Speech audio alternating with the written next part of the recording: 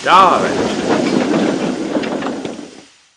One day, the Fat Controller had some very exciting news for the engines.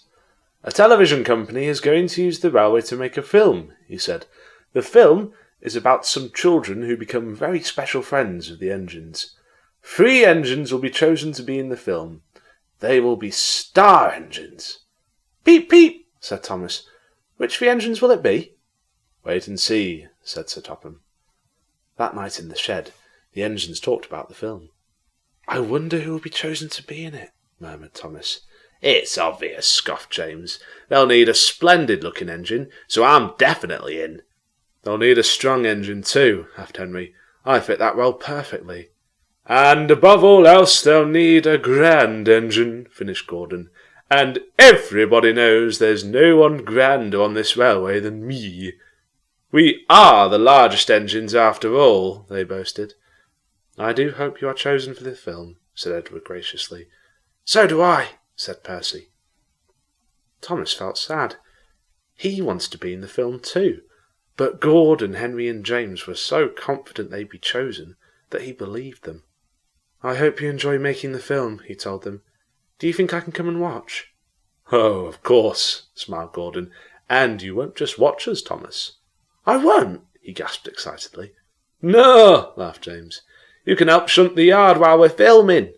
The big engines laughed, and Thomas went crossly to sleep. The next morning, Henry, Gordon and James were still boasting. Tell the Fat Controller we'll be late in starting this morning, Gordon told Edward as he prepared to leave for the big station. Our drivers and firemen are going to give us an extra wash and polish. We have to look our best for the TV people, put in James. Edward grimaced. He was growing tired of the talk of television. Don't take too long. Remember, the passengers don't like to be kept waiting. But the 3 big engines didn't care about passengers. They just wanted to impress the TV people. But the Fat Controller wasn't impressed when he heard. An extra wash and polish, he spluttered. They should be thinking of their passengers. I have told them that, sir, sighed Edward. But they want to look their best for the television people.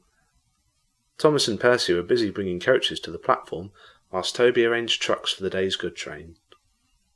The TV people won't be interested in us, they thought. We're better being really useful engines instead. The Fat Controller went to make alternative arrangements for their trains to run on time.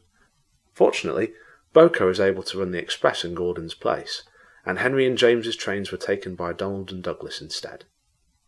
Soon the 3 big engines puffed grandly into the big station, where the Fat Controller was waiting with the producer of the film.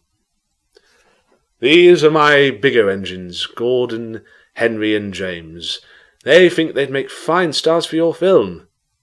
The producer looked them up and down. They are really fine engines. The big engines were flattered.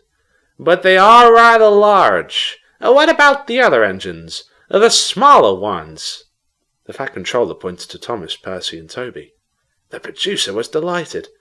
They're just the right size. Gordon, Henry and James were surprised. But what about us? They gasped. You 3, the Fat Controller told them sternly, can take the goods train that Donald, Douglas and Boko have had to leave in order to run your trains.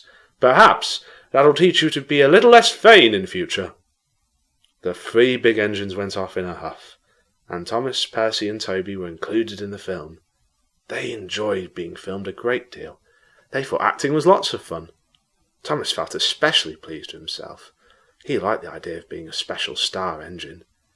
At first, Gordon, Henry and James were jealous, but they soon learned to be happy for the smaller engines, particularly when they were invited to the special premiere of the film at the big station.